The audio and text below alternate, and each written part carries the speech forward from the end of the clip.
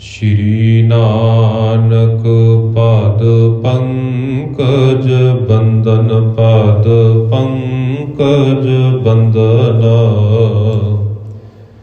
सिमरो अंगद दोख निकंदना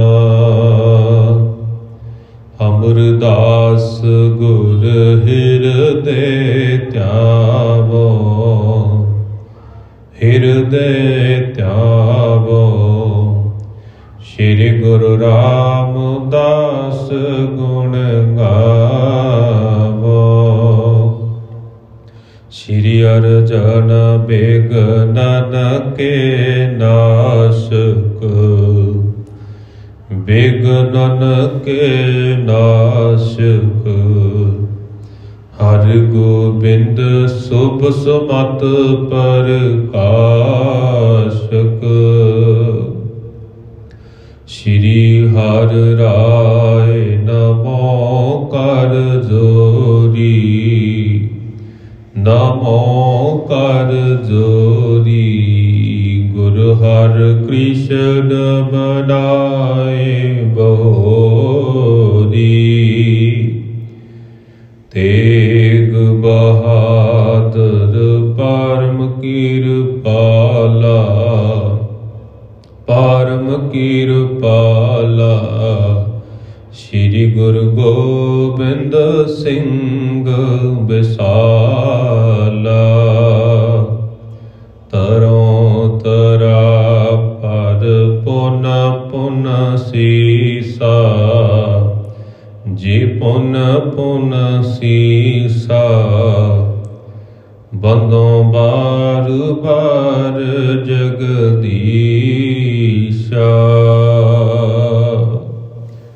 जिस मह अमृत ज्ञान है मानक भगत बैराग। श्री गुरु ग्रंथ साहिब उदद बंदों कर अनुराग। एक ओंकारा सतगुरु तेह प्रसाद सत होए। वाहिगुरु जी की फतेह बिघ्न विनाशन सोए। वाहिगुरु जी की फतेह बिघ्न विनाशन सोए। एक दिन सार पढ़ियो पांदे जो उचारे बैन संज पई। ऐन आए अजर सुहाई है जुगो जुग अटल। चबर शबर तख्त दे मालिक गुरता गद्दी ते विराजमान साहिब श्री गुरु ग्रंथ साहिब जी महाराज जी की पावन पवित्र हजूरी अंदर जुड़ मिल बैठे आ सत्कारयोग सत्संगी जनों। सतगुरां जी की अपार बख्शिश हुई है जो सानू इस भाग समा बख्शिश होया है। सतगुरां जी की पावन हजूरी अंदर रोजाना की तरह जिथे असी सतगुरां जी की पावन बाणी का अमृत रूप कीर्तन सरवण किया है उस दे नाल ही नाल चल रही लड़ीवार कथा श्री गुरु प्रताप सूरज ग्रंथ दे विचों श्री गुरु नानक प्रकाश दे पूर्व रात के अध्याय 6वें की कथा जो असी लड़ीवार सरवण करते आ रहे हाँ ते अपने आप नूं इतिहास तो जाणू कराउण दा यतन करते हाँ। चल रहे प्रसंग के तहत कल के दीवाना दे विच असी जो सरवण कीता सी कि किस तरह मेहता कालू दास जी अपने पुत्र नूं पांदे दे कोल पढ़न दे वास्ते मदरसे दे विच भेजदे ने ते सारा कुछ देखदियां होया पंडित पांदे दे कोल जदों गुरु नानक साहब जी महाराज जाके बैठते ने तां मेहता कालू दास जी पांदे नूं आखदे ने भी जदों मेरा पुत्र तेरे कोल साल 2 साल की पढ़ाई विद्या हासिल कर लवेगा, जदों तू इसनूं चंगी सिक्ख्या दे देवेगा ਤਾਂ ਤੈਨੂੰ ਤੇਰੀ ਇੱਛਾ ਦੇ ਅਨੁਸਾਰ ਤੈਨੂੰ ਧਨ ਦੌਲਤ ਦਿੱਤਾ ਜਾਵੇਗਾ। ਇਹ ਸਾਰਾ ਕੁਝ ਦੇਖਦਿਆਂ ਪਾਂਧਾ ਵੀ ਆਪਣੇ ਮਨ ਦੇ ਵਿੱਚ ਸੋਚਦਾ ਹੈ ਕਿ ਮੈਂ ਇਸ ਬਾਲਕ ਨੂੰ ਵਧੀਆ ਵਿੱਦਿਆ ਦੇਵਾਂਗਾ, ਵਧੀਆ ਸਿੱਖਿਆ ਦੇਵਾਂਗਾ, ਤਾਂ ਜੋ ਮੈਨੂੰ ਵਧੇਰੇ ਰੂਪ ਦੇ ਵਿੱਚ ਧਨ ਦੀ ਪ੍ਰਾਪਤੀ ਹੋ ਸਕੇ। ਇਸੇ ਪ੍ਰਥਾਏ ਪੰਡਿਤ ਪਾਂਧਾ ਜਦੋਂ ਦੇਖਦਾ ਹੈ ਨਾ ਵੀ ਜੋ ਕੁਝ ਵੀ ਮੈਂ ਬਾਲਕ ਨੂੰ ਪੜ੍ਹਾ ਰਿਹਾ ਹਾਂ, ਬਾਕੀ ਬਾਲਕਾਂ ਦੀ ਤਰ੍ਹਾਂ ਇਹ ਬਾਲਕ ਵੀ ਮੇਰੇ ਮਗਰ ਸਾਰਾ ਕੁਝ ਬੋਲ ਰਿਹਾ ਹੈ, ਤੇ ਸਾਰਾ ਕੁਝ ਉਹਨਾਂ ਨੂੰ ਜਿਹੜੀ ਗਿਣਤੀ ਦੀ ਸਿੱਖਿਆ ਹੈ, ਗਿਣਤੀ ਦੀ ਵਿੱਦਿਆ ਹੈ, ਹਿਸਾਬ ਦੀ ਵਿੱਦਿਆ, ਉਹ ਅੰਡਾ ਜਿਹੜਾ ਹੈ ਕਰਵਾ ਰਿਹਾ ਹੈ। ਤੇ ਸਾਰਾ ਕੁਝ ਦੇਖਦਿਆਂ ਇੱਕ ਦਿਨ ਦੇ ਵਿੱਚ ਗੁਰੂ ਨਾਨਕ ਸਾਹਿਬ ਜੀ ਮਹਾਰਾਜ ਜੀ ਦੇ ਪ੍ਰਤੀ ਪਾਂਧੇ ਨੇ ਇਹ ਮਨ ਦੇ ਵਿੱਚ ਅਨੁਮਾਨ ਲਗਾ ਲਿਆ ਕਿ ਇਹ ਜਿਹੜਾ ਬਾਲਕ ਹੈ ਨਾ, ਜਿੰਨੇ ਵੀ ਮੇਰੇ ਕੋਲ ਹੋਰ ਬਾਲਕ ਪੜ੍ਹਦੇ ਨੇ ਇਸ ਪਾਠਸ਼ਾਲਾ ਦੇ ਵਿੱਚ, ਉਹਨਾਂ ਬਾਕੀ ਬਾਲਕਾਂ ਦੇ ਨਾਲੋਂ ਬਹੁਤ ਬੁੱਧੀਮਾਨ ਹੈ, ਬਹੁਤ ਤੇਜ਼ ਦਿਮਾਗ ਵਾਲਾ ਹੈ। ਤੇ ਇਸ ਤਰ੍ਹਾਂ ਬਾਲਕ ਨੂੰ ਜੋ ਪੜ੍ਹਾਈ ਕਰਨ ਦੇ ਵਿੱਚ ਹੈ ਨਾ, ਬਹੁਤ ਸੌਖ ਮਹਿਸੂਸ ਹੋਵੇਗੀ ਤੇ ਛੇਤੀ ਦੇਣਾ ਜਿਹੜਾ ਹੈ ਵਿੱਦਿਆ ਹਾਸਲ ਕਰ ਲਵੇਗਾ। ਤੇ ਮੈਨੂੰ ਫਿਰ ਇਸ ਦੇ ਪਿਤਾ ਦੇ ਕੋਲੋਂ ਜੋ ਇਲਾਕੇ ਦੇ ਪਟਵਾਰੀ ਨੇ, ਚੰਗੇ ਧਨ ਦੌਲਤ ਵਾਲੇ ਨੇ ਨਾ, ਮੈਨੂੰ ਫਿਰ ਕਹਿੰਦਾ ਇਹਨਾਂ ਦੇ ਕੋਲੋਂ ਬਹੁਤ ਵਿਸ਼ਾਲ ਧਨ ਪ੍ਰਾਪਤ ਹੋਵੇਗਾ। ਮੈਂ ਛੇਤੀ ਦੇਣਾ ਇਸ ਬਾਲਕ ਨੂੰ ਚੰਗੀ ਸਿੱਖਿਆ ਦੇਵਾਂਗਾ। ਇੱਥੋਂ ਤੱਕ ਦੇ ਵਿਚਾਰ ਅਸੀਂ ਕੱਲ੍ਹ ਦੇ ਦੀਵਾਨਾਂ ਦੇ ਵਿੱਚ ਸਰਵਣ ਕਰ ਚੁੱਕੇ ਹਾਂ। ਆਓ ਅਗਲੇਰੇ ਪ੍ਰਸੰਗ ਦੀ ਆਰੰਭਤਾ ਕਰਨ ਤੋਂ ਪਹਿਲਾਂ ਗੁਰੂ ਕਲਗੀਧਰ ਪਿਤਾ ਜੀ ਵੱਲੋਂ ਬਖਸ਼ੀ ਹੋਈ ਫਤਿਹ ਦੇ ਨਾਲ ਸਾਂਝ ਪਾਈਏ ਜੀ। ਦੋਵੇਂ ਹੱਥ ਜੋੜ ਕੇ ਪਿਆਰ ਸਤਿਕਾਰ ਨਾਲ ਫਤਿਹ ਪ੍ਰਵਾਨ ਕਰੋ। ਆਖੋ ਜੀ ਵਾਹਿਗੁਰੂ ਜੀ ਕਾ ਖਾਲਸਾ, ਵਾਹਿਗੁਰੂ ਜੀ ਕੀ ਫਤਿਹ। ਇੱਕ ਦਿਨ ਸਰ ਪੜਿਓ ਪਾਂਧੇ ਜੋ ਉਚਾਰੇ ਬੈਣ, ਸੰਜ ਪਈ ਐਣ ਆਏ ਅਜਰ ਸੁਹਾਏ ਹੈ। ਤੇ ਕਹਿੰਦੇ ਵੀ ਇਸ ਤਰ੍ਹਾਂ ਉਸ ਪਹਿਲੇ ਦਿਨ ਦੇ ਵਿੱਚ, ਇੱਕ ਦਿਨ ਦੇ ਵਿੱਚ ਪਾਂਧੇ ਨੇ ਜੋ ਕੁਝ ਵੀ ਪੜ੍ਹਾਇਆ ਨਾ, ਬਾਕੀ ਬਾਲਕਾਂ ਦੇ ਵਾਂਗ ਹੀ ਧੰਨ ਗੁਰੂ ਨਾਨਕ ਸਾਹਿਬ ਜੀ ਮਹਾਰਾਜ ਜੀ ਨੇ ਉਹ ਸਾਰਾ ਕੁਝ ਪਾਂਧੇ ਨੇ ਜੋ ਕੁਝ ਪੜ੍ਹਾਇਆ ਸੀ ਰੱਟ ਲਿਆ। ਭਾਵ ਚੰਗੀ ਤਰ੍ਹਾਂ ਮਨ ਲਗਾ ਕੇ ਪੜ੍ਹਿਆ। ਸੰਝ ਪਈ ਐਣ, ਸੰਝ ਦਾ ਭਾਵ ਹੁੰਦਾ ਹੈ ਸ਼ਾਮ, ਵੀ ਜਦੋਂ ਸ਼ਾਮ ਦਾ ਵੇਲਾ ਆ ਗਿਆ ਨਾ, ਤੇ ਧੰਨ ਗੁਰੂ ਨਾਨਕ ਸਾਹਿਬ ਜੀ ਮਹਾਰਾਜ ਆਪਣੇ ਘਰ ਦੇ ਵਿਹੜੇ ਦੇ ਵਿੱਚ ਆ ਗਏ ਨੇ। ਹੇਰੇ ਹਰ ਖਾਏ ਮਾਏ ਅੰਕ ਮੈਂ ਬਸਾਏ ਲਏ, ਬੂਝਿਓ ਪੜਿਓ ਕੈਸੇ ਪੈੜ ਆਨਨ ਅਲਾਏ ਹੈ। ਜਦੋਂ ਮਾਤਾ ਜੀ ਨੇ ਆਪਣੇ ਬਾਲਕ ਨੂੰ ਵਾਪਸ ਘਰ ਆਉਂਦੇ ਦੇਖਿਆ ਨਾ, ਕਿਉਂਕਿ ਹੁਣ ਤੱਕ ਦਾ ਜੀਵਨ ਜਿਹੜਾ ਸੀ ਧੰਨ ਗੁਰੂ ਨਾਨਕ ਸਾਹਿਬ ਜੀ ਮਹਾਰਾਜ ਜੀ ਦਾ ਸਾਰਾ ਬਚਪਨ ਜਿਹੜਾ ਹੈ ਨਾ, ਉਹ ਘਰ ਦੇ ਵਿੱਚ ਹੀ ਬਤੀਤ ਹੋਇਆ। ਪਹਿਲੀ ਵਾਰ ਬੱਚੇ ਨੂੰ ਪਾਠਸ਼ਾਲਾ ਪੜ੍ਹਨ ਦੇ ਲਈ ਭੇਜਿਆ, ਮਦਰਸੇ ਪੜ੍ਹਨ ਦੇ ਲਈ ਭੇਜਿਆ। ਜਦੋਂ ਹੁਣ ਬਾਲਕ ਵਿੱਦਿਆ ਹਾਸਲ ਕਰਕੇ ਘਰ ਵਾਪਸ ਆਉਂਦਾ ਹੈ ਨਾ, ਗੁਰੂ ਨਾਨਕ ਸਾਹਿਬ ਜੀ ਮਹਾਰਾਜ ਘਰ ਪਹੁੰਚਦੇ ਨੇ, ਮਾਤਾ ਜੀ ਨੇ ਆਪਣੇ ਬੱਚੇ ਨੂੰ ਦੇਖਿਆ ਤਾਂ ਮਾਤਾ ਜੀ ਦੇਖ ਕੇ ਬਹੁਤ ਪ੍ਰਸੰਨ ਹੋਏ ਨੇ ਕਿ ਮੇਰਾ ਪੁੱਤਰ ਵਿੱਦਿਆ ਹਾਸਲ ਕਰਨ ਗਿਆ ਸੀ, ਪਹਿਲਾ ਦਿਨ ਸੀ ਇਸ ਦਾ ਪਾਠਸ਼ਾਲਾ ਦੇ ਵਿੱਚ। ਇਹ ਪਾਠਸ਼ਾਲਾ ਹਾਸਲ ਕਰਕੇ ਨਾ, ਪਾਠਸ਼ਾਲਾ ਦੇ ਵਿੱਚੋਂ ਵਿੱਦਿਆ ਹਾਸਲ ਕਰਕੇ ਨਾ ਇਹ ਵਾਪਸ ਆਇਆ ਹੈ।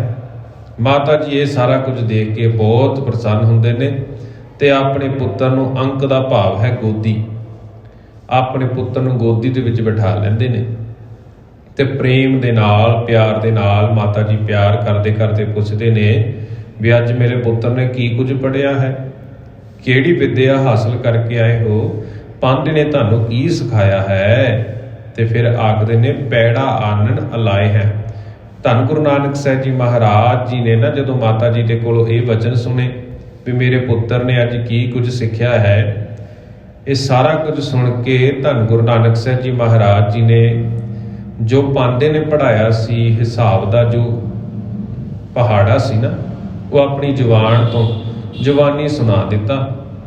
ਇਹ ਸਾਰਾ ਕੁਝ ਦੇਖ ਕੇ ਮਾਤਾ ਜੀ ਬਹੁਤ ਪ੍ਰਸੰਨ ਹੁੰਦੇ ਨੇ, ਬਹੁਤ ਖੁਸ਼ ਹੁੰਦੇ ਨੇ। ਖਾਏ ਅੰਨ ਰਹਿਣ ਪੁਨ ਕੀਨੀ ਸੁਖ ਸੈਨ, ਤਪ ਜਾਕੋ ਕਾ ਪੈਨਾ ਹੇਰੇ ਚੈਨ ਮਨ ਪਾਇਓ ਹੈ। ਤੇ ਇਸੇ ਤਰ੍ਹਾਂ ਕਹਿੰਦੇ ਨੇ ਵੀ ਹੁਣ ਪੁੱਤਰ ਜੀ ਨੇ ਨਾ ਭੁੱਖ ਹੋਣ ਦੀ ਇੱਛਾ ਜ਼ਾਹਰ ਕੀਤੀ ਵੀ ਮੈਂ ਕੁਝ ਪ੍ਰਸ਼ਾਦਾ ਪਾਣੀ ਛਕਾਂਗਾ। ਇਸੇ ਤਰ੍ਹਾਂ ਸ਼ਾਮ ਦਾ ਵੇਲਾ ਸੀ, ਮਾਤਾ ਜੀ ਨੇ ਅੰਨ ਪਾਣੀ ਛਕਾਇਆ ਤੇ ਰਾਤ ਨੂੰ ਕਹਿੰਦੇ ਫਿਰ ਰਹਿਣ ਦਾ ਭਾਵ ਹੈ ਰਾਤ, ਖਾਏ ਅੰਨ ਰੈਣ ਪੁੰਨ ਕੀਨੀ ਸੁਖ ਸੈਨ। ਕਿ ਰਾਤ ਨੂੰ ਫਿਰ ਜਦੋਂ ਪ੍ਰਸ਼ਾਦਾ ਪਾਣੀ ਛਕ ਲਿਆ ਨਾ, ਜਲ ਪਾਣੀ ਛਕਣ ਤੋਂ ਉਪਰੰਤ ਰਾਤ ਨੂੰ ਫਿਰ ਪੁੱਤਰ ਨੇ ਨਾ ਆਰਾਮ ਕਰਨ ਚਲੇ ਗਏ। ਤੇ ਇਸੇ ਤਰ੍ਹਾਂ ਜਾ ਕੇ ਮਾਤਾ ਜੀ ਨੇ ਆਪਣੇ ਪੁੱਤਰ ਨੂੰ ਜਦੋਂ ਵੇਖਿਆ ਨਾ, ਵੇਖ ਕੇ ਬਹੁਤ ਪ੍ਰਸੰਨ ਹੁੰਦੇ ਨੇ, ਮਨ ਦੇ ਵਿੱਚ ਬਹੁਤ ਚਾਅ ਪੈਦਾ ਹੋ ਰਿਹਾ ਹੈ। ਭਈ ਜਬ ਭੋਰ ਕਾਲੂ ਲੈ ਕੇ ਪਾਂਦੇ ਉਰ ਗਏ, ਸੁਣੀ ਸੁਤ ਗੋਰ ਤਾਤ ਰਿਦੇ ਹਰ ਖਾਇਓ ਹੈ। ਤੇ ਇਸੇ ਤਰ੍ਹਾਂ ਕਹਿੰਦੇ ਵੀ ਜਦੋਂ ਅਗਲੀ ਸਵੇਰ ਹੋ ਗਈ ਨਾ, ਅਗਲਾ ਦਿਨ ਹੋਇਆ, ਮਹਿਤਾ ਕਾਲੂ ਦਾਸ ਜੀ ਆਪਣੇ ਪੁੱਤਰ ਨੂੰ ਧੰਨ ਗੁਰੂ ਨਾਨਕ ਸਾਹਿਬ ਜੀ ਮਹਾਰਾਜ ਜੀ ਨੂੰ ਵਾਪਸ ਪਾਂਧੇ ਦੇ ਪਾਸ ਲੈ ਕੇ ਪਹੁੰਚ ਗਏ ਨੇ। ਅਗਲੇ ਦਿਨ ਦੀ ਜਿਹੜੀ ਪਾਠਸ਼ਾਲਾ ਦੀ ਆਰੰਭਤਾ ਸੀ ਨਾ, ਉਹ ਪਿਤਾ ਜੀ ਆਪਣੇ ਪੁੱਤਰ ਨੂੰ ਲੈ ਕੇ ਗਏ ਵੀ ਮੈਂ ਆਪਣੇ ਬਾਲਕ ਨੂੰ ਪਾਠਸ਼ਾਲਾ ਦੇ ਵਿੱਚ ਛੱਡ ਕੇ ਆਉਣਾ, ਮਦਰਸੇ ਦੇ ਵਿੱਚ ਛੱਡ ਕੇ ਆਉਣਾ।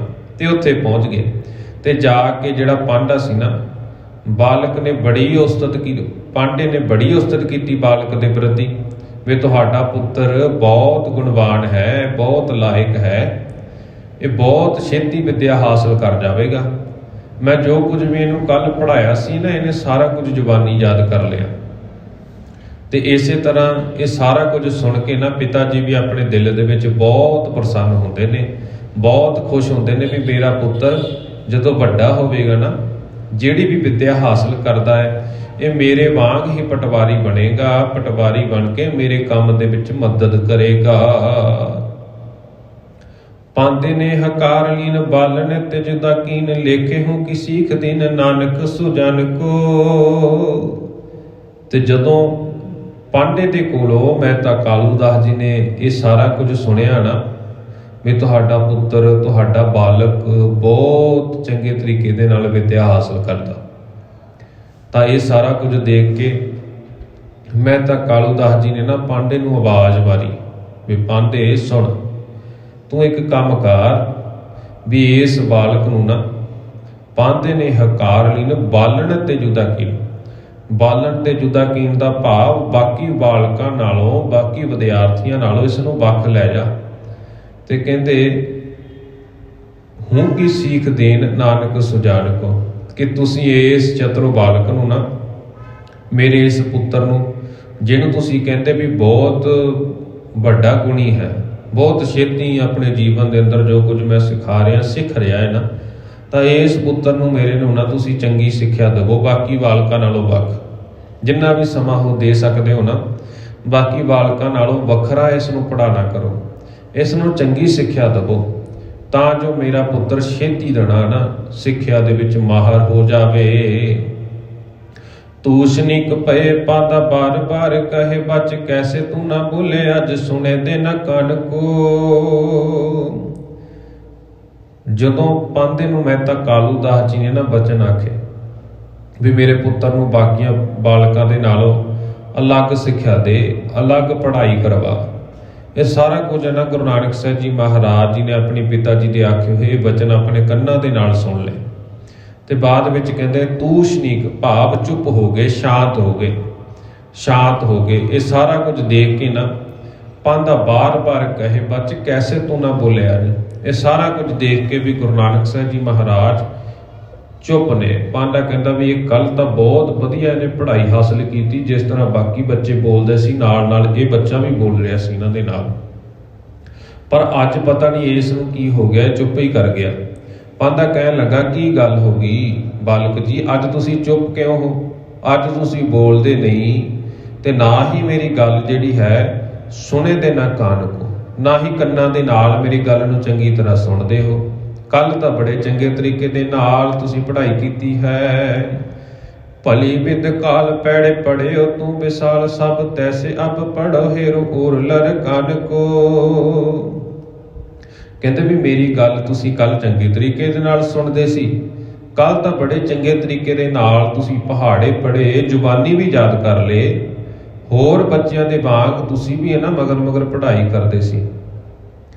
ਅੱਜ ਵੀ ਕਹਿੰਦੇ ਤੁਸੀਂ ਉਸੇ ਤਰ੍ਹਾਂ ਬਾਕੀ ਬੱਚਿਆਂ ਦੇ ਨਾਲ ਪੜ੍ਹਾਈ ਕਰੋ, ਜਿਸ ਤਰ੍ਹਾਂ ਬਾਕੀ ਬੱਚੇ ਵੀ ਨਾ ਮਗਰ ਮਗਰ ਪੜ੍ਹਦੇ ਨੇ, ਤੁਸੀਂ ਵੀ ਉਸੇ ਤਰ੍ਹਾਂ ਪੜ੍ਹਾਈ ਕਰੋ।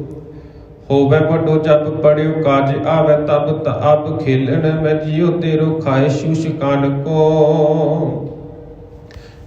ਹੁਣ ਪਾਂਧਾ ਆਖਦਾ ਨਾ ਹੋਵੇ ਬੜੋ ਜਬ, ਵੀ ਜਦੋਂ ਤੁਸੀਂ ਵੱਡੇ ਹੋਵੋਗੇ ਪੜ੍ਹਿਓ ਕਾਜ ਆਵੈ।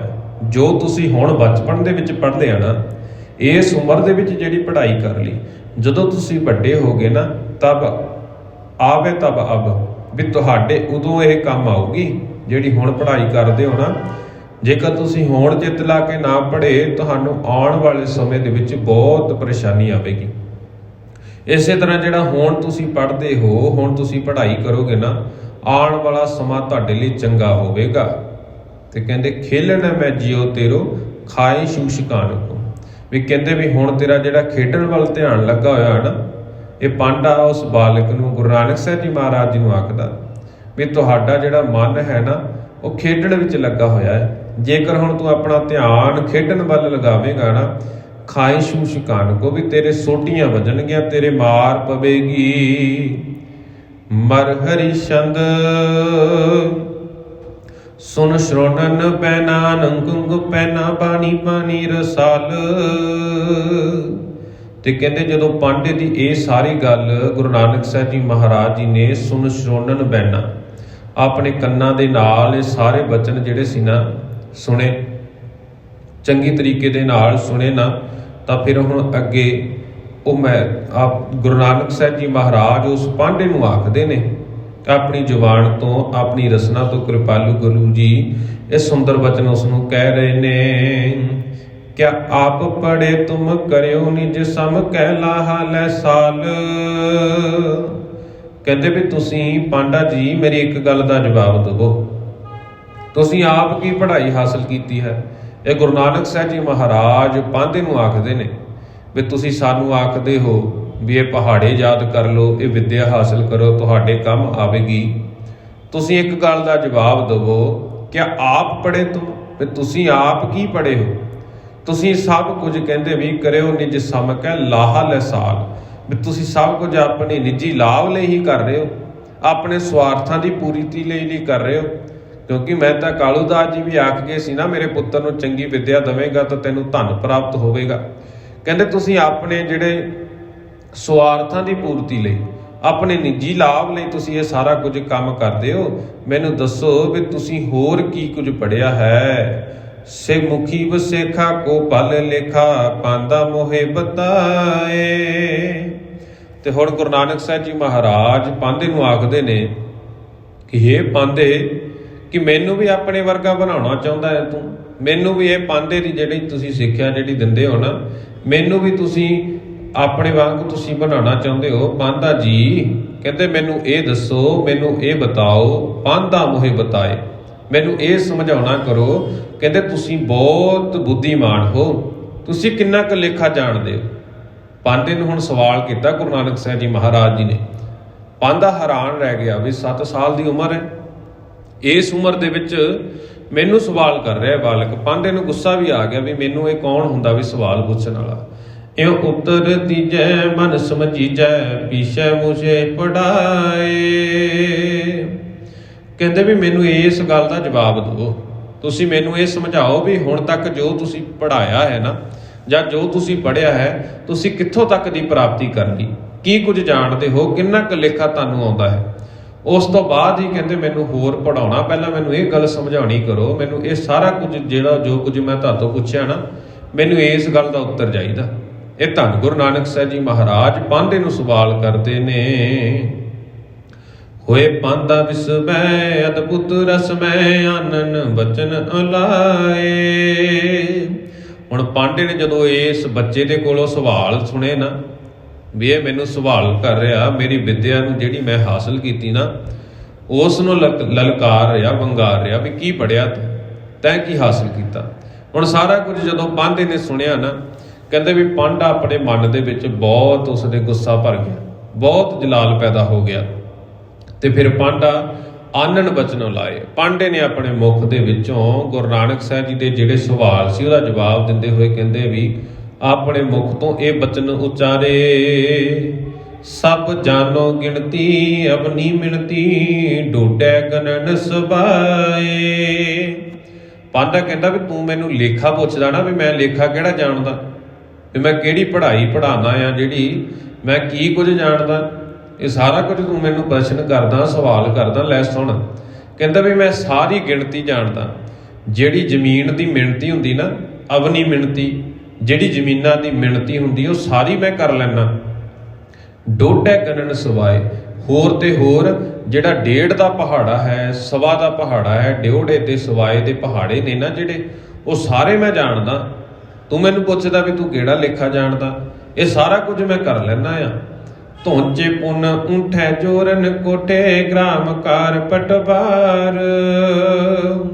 ਤੇ ਹੁਣ ਪਾਂਧਾ ਆਖਦਾ ਨਾ, ਕਹਿੰਦਾ ਵੀ ਮੈਂ ਡੇਢੇ ਤੇ ਸਵਾਏ ਦੇ ਜਿਹੜੇ ਪਹਾੜੇ ਜਾਣਦਾ, ਉਹਨਾਂ ਤੋਂ ਇਲਾਵਾ ਮੇਰੇ ਕੋਲ ਚਾਹੇ 4.5 ਦਾ ਪਹਾੜਾ ਸੁਣ ਲਾ, ਚਾਹੇ 3.5 ਦਾ ਪਹਾੜਾ ਸੁਣ ਲਾ।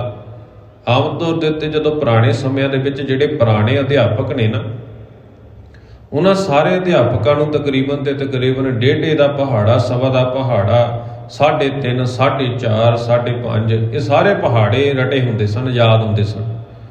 ਪਰ ਅੱਜ ਕੱਲ੍ਹ ਦੇ ਜੇ ਅਧਿਆਪਕਾਂ ਦੀ ਵੀ ਗੱਲ ਕਰ ਲਈਏ ਤਾਂ ਬਹੁਤਾਤ ਗਿਣਤੀ ਦੇ ਵਿੱਚ ਸਾਨੂੰ ਇਹੋ ਜਿਹੇ ਮਿਲ ਜਾਂਦੇ ਨੇ ਜਿਹਨਾਂ ਨੂੰ ਡੇਢੇ ਤੇ ਸਵਾਏ ਦਾ ਪਹਾੜਾ ਵੀ ਨਹੀਂ ਆਉਂਦਾ ਹੋਵੇਗਾ, ਤੇ ਉਹਨਾਂ ਨੇ ਸਾਡੇ ਬੱਚਿਆਂ ਨੂੰ ਤਾਂ ਕੀ ਸਿਖਾਉਣਾ। ਤੇ ਹੁਣ ਪਾਂਡੇ ਨੇ ਜਦੋਂ ਗੁਰੂ ਨਾਨਕ ਸਾਹਿਬ ਜੀ ਮਹਾਰਾਜ ਸਵਾਲ ਕਰਦੇ ਨੇ ਵੀ ਤੂੰ ਲੇਖਾ ਜਾਣਦਾ, ਕੀ ਲੇਖਾ ਜਾਣਦਾ ਮੈਨੂੰ ਦੱਸ। ਪਾਂਡਾ ਕਹਿੰਦਾ ਵੀ ਮੈਂ ਜ਼ਮੀਨ ਦੀ ਗਿਣਤੀ ਮਿਣਤੀ ਵੀ ਸਾਰੀ ਜਾਣ ਲੈਂਦਾ।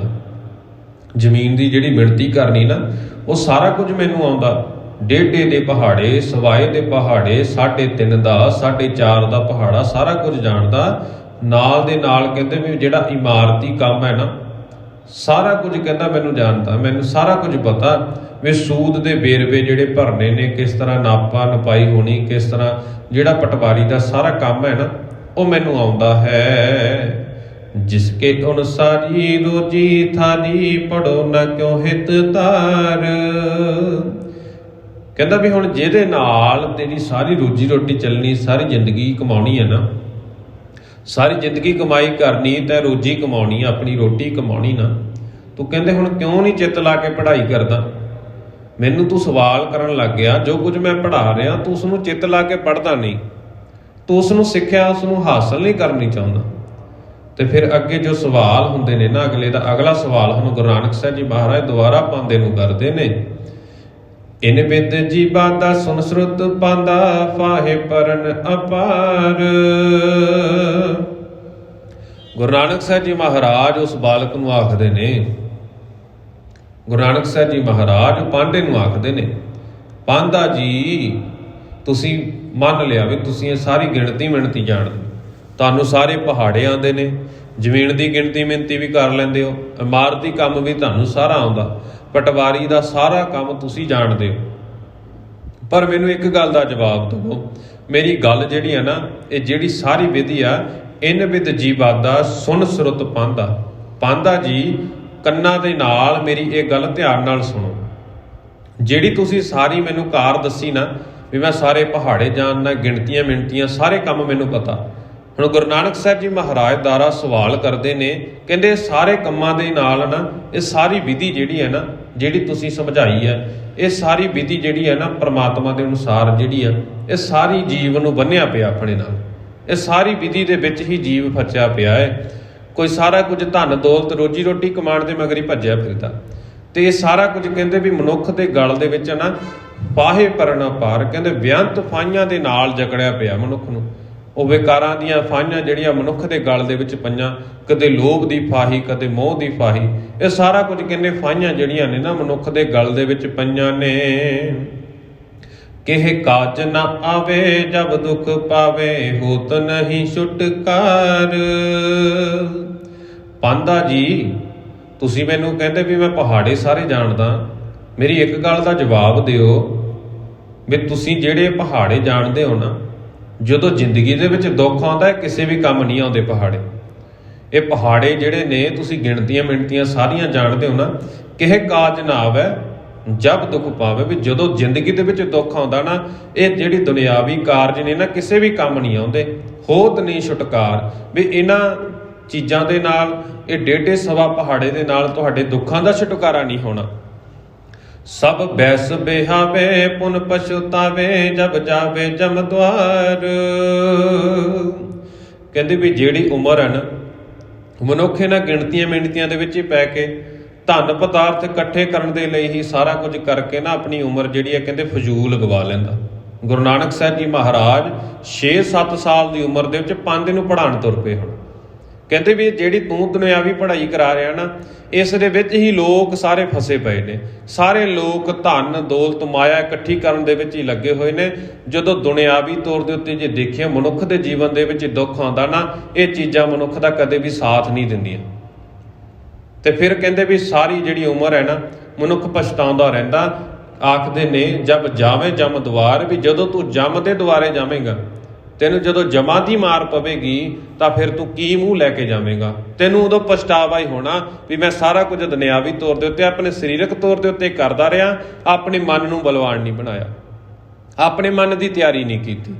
ਇਸੇ ਤਰ੍ਹਾਂ ਗੁਰੂ ਨਾਨਕ ਸਾਹਿਬ ਜੀ ਮਹਾਰਾਜ ਪਾਂਧੇ ਨੂੰ ਸਵਾਲ ਕਰਦੇ ਨੇ, ਇਹ ਲੇਖਾ ਕਾਹੇ ਛੁਟਿਓ ਜੇ ਚਾਹੇ ਜੋ ਮੈਂ ਕਰੋ ਉਚਾਰ।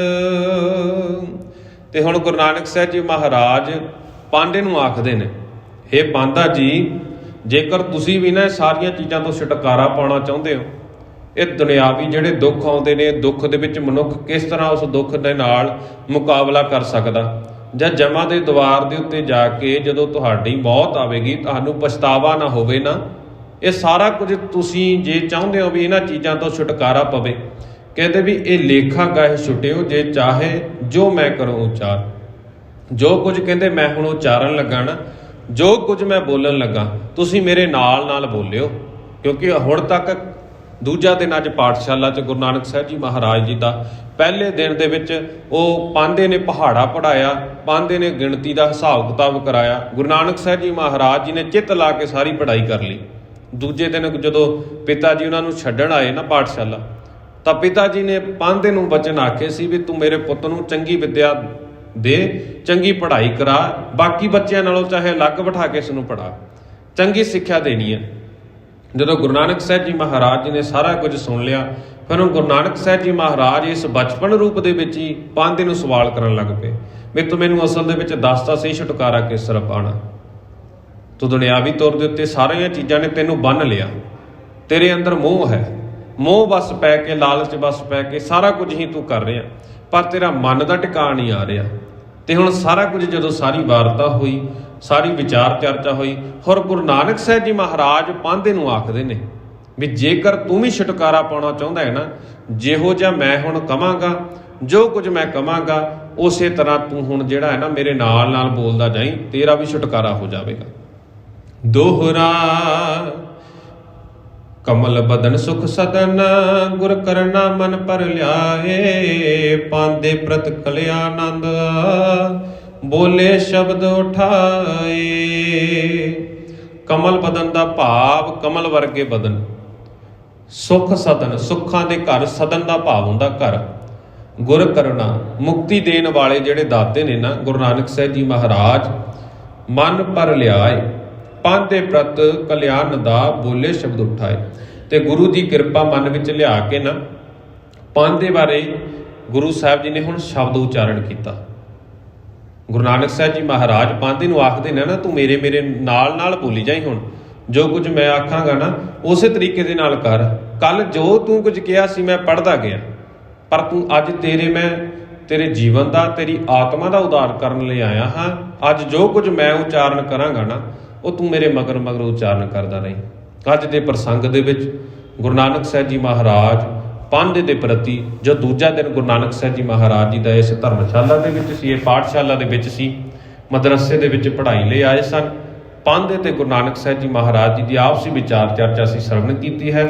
ਕੱਲ ਦੇ ਦੀਵਾਨਾਂ ਦੇ ਵਿੱਚ ਅਸੀਂ ਸਰਵਣ ਕਰਾਂਗੇ ਕਿ ਗੁਰੂ ਨਾਨਕ ਸਾਹਿਬ ਜੀ ਮਹਾਰਾਜ ਜੀ ਨੇ ਇਹੋ ਜਿਹਾ ਕਿਹੜਾ ਮੰਤਰ, ਇਹੋ ਜਿਹਾ ਕਿਹੜਾ ਜਾਪ ਪਾਂਧੇ ਨੂੰ ਦਿੱਤਾ ਜਿਸ ਦੇ ਨਾਲ ਪਾਂਧਾ ਵੀ ਨਿਹਾਲ ਹੋ ਗਿਆ ਤੇ ਉਸ ਦੇ ਜੀਵਨ ਦਾ ਪਾਰ ਉਤਾਰਾ ਹੋ ਗਿਆ।